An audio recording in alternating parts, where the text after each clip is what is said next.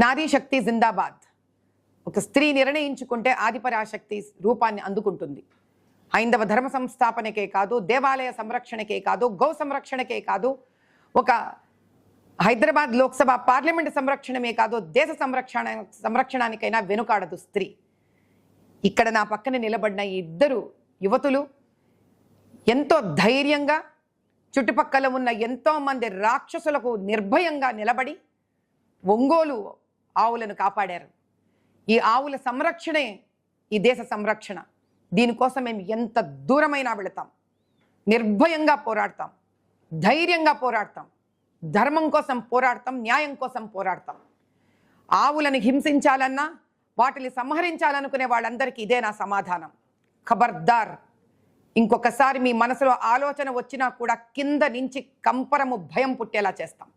జై బోలో భారత్ మాతాకి జై.